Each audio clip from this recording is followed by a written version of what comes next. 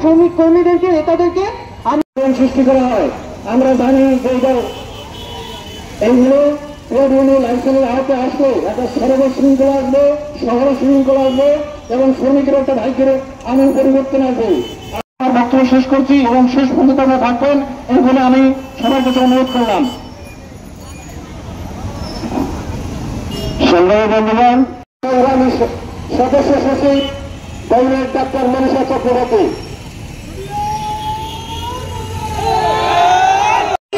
Barishal BRTA জেলা কার্যালয়ের সামনে অনুষ্ঠিত হবে। আপনারা শুনেছেন আজকে দেশব্যাপী আমাদের বিআরটিএ কার্যালয়ের সামনে অবস্থান কর্মসূচি অনুষ্ঠিত হচ্ছে। 12 সাল থেকে আজ 2025 সাল পর্যন্ত এই 13 বছর ধরে বিআরটিএ স্বীকৃত লাইসেন্সের দাবিতে সারা দেশে 40 লাখ ব্যাটারি চালিত যানবাহনের সাথে যুক্ত শ্রমিকরা আন্দোলন করছে। সংগ্রাম পরিষদ সেই আন্দোলনের নেতৃত্ব দিচ্ছে। এই আন্দোলনের একটা পর্যায়ে আমরা নীতিমালা অর্জন করেছি, সুপ্রিম কোর্টের পক্ষ থেকে আমাদের জন্য রায় অর্জন করেছি। কিন্তু তারপরও বিআরটিএ থেকে আমাদের জন্য যে লাইসেন্স দেওয়ার কথা, সেই লাইসেন্সের কাগজ এখন পর্যন্ত চূড়ান্তভাবে বের হচ্ছে না। নীতিমালার ফাইল রেডি হয়ে মন্ত্রণালয়ে ঘুরছে প্রায় 2 বছর ধরে। আমরা বলতে চাই অবিলম্বে বিআরটিএ স্বীকৃত সেই লাইসেন্স দিতে হবে এবং আজকে এখন এখান থেকে আমরা মিছিল সহযোগে বিআরটিএ জেলা কার্যালয়ের সামনে গিয়ে আমরা অবস্থান কর্মসূচি পালন করব।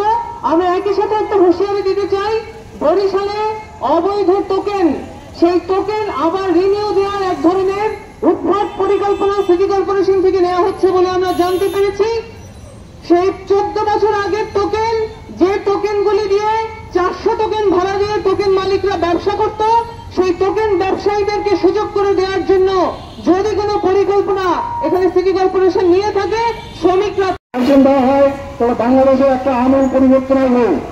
কারণ দেশীয় প্রযুক্তি লাভের উপরে যদি অনুমোদিত না থাকে তাহলে দেখা যাচ্ছে এই জায়গায় নানান ধরনের সমস্যা এবং 14 বছর পর্যন্ত আপনারা যা নির্মম অত্যাচার হতেছেন তারই একটা ধারাবাহিকতা হলে আচরণ উপলব্ধি করতে হবে। উপস্থিত বন্ধুগণ, আপনারা জানেন বাংলাদেশে যে বর্তমানে গাড়িগুলো আছে আপনারা সবাই সেখানে অবস্থানের মাধ্যম থেকে এবং নিজ নিজ যারা প্রতিনিধি আছেন আপনাদের কথাগুলো সেখানে বলবেন। আশা করি আপনাদের এই কথাগুলোর মধ্যে আমরা আবার আমাদের কর্মসূচি স্থগিত করতে পারি। সেই লক্ষ্যে সবাই সুসংহত থাকবেন। আশা করি আপনারা এই আজকের যে জনসভা, আজকের যে আমাদের দাবিগুলো সরাসরি মন্ত্রণালয় আসার জন্য আমরা বারবার তাগিদ দেওয়া সত্ত্বেও সেটা আমাদের মাননীয় বাণিজ্যের মাধ্যমে নানান ধরনের সমস্যা তৈরি করছে। শ্রমিক পদের মাধ্যমে সারা বাংলাদেশের সংগ্রাম পরিষদের যে আন্দোলন গড়ে তুলছি এবং বারবার বলতেছি, অথচ তারা আমল হচ্ছে না। তার এই ধারাবাহিকতা আজকে আমরা এই মহাসম্মেলনের মাধ্যমে আমাদের এই সম্মেলনে আসছেন তারা সুশৃঙ্খলভাবে আমাদের যাতে সুসংগত জানেন যে বর্তমান দেশে ইজি বাইক এবং ব্যাটারি রিক্সা গ্রাম অঞ্চল সহ প্রত্যক্ষ এবং পরোক্ষভাবে একটা বর্তমান শ্রমিকের মাধ্যমে তারা বিদায় নিলেও অথচ দেখা গেছে এখন পর্যন্ত এটার কোনো সুধারা হয় নাই। আমরা বারবার বিআরটি থেকে সরকারি দিচ্ছি এবং আন্দোলন সংগ্রাম করছি, অথচ আমাদের সেই অবৈধ পিছনে যে সরকারি সরকার সেটা অনুমোদন না দেওয়ার কারণে এক পর্যায়ে আন্দোলন সারা বাংলাদেশে ছড়িয়ে পড়ছে এবং এখন সংগ্রাম পরিষদের মাধ্যমে বিআরটি অনুমোদিত লাইসেন্সের জন্য প্রায় 64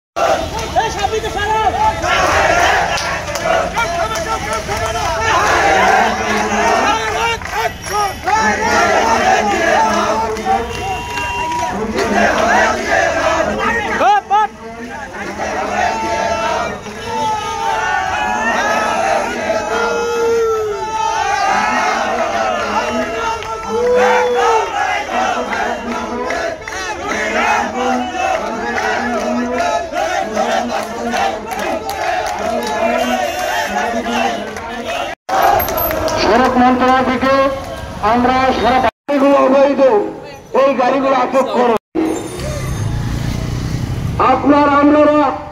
আপনার নেতা কর্মীরা বিভিন্ন পয়েন্টে দাঁড়িয়ে চাঁদাবাজি করতে পারবে, টোকেন বাণিজ্য করতে পারবে, ইট বাণিজ্য করতে পারবে। আমরা কোনো চাঁদাবাজকে টাকা দিতে চাই না, আমরা কোনো অবৈধ টোকেন নিয়ে চলতে চাই না। পয়সা দিচ্ছে না, আবার তাদেরকে অবৈধ হলে ট্রাফিক দিয়ে মামলা দিচ্ছে, যে একটি মামলার তৈরি করা হয় 5,000 টাকা, 4,000 টাকা। আবার কোনো কোনো জেলায় 10 দিন আটক করে রাখে, কোনো কোনো জেলা 5 দিন আটক করে রাখে। আমরা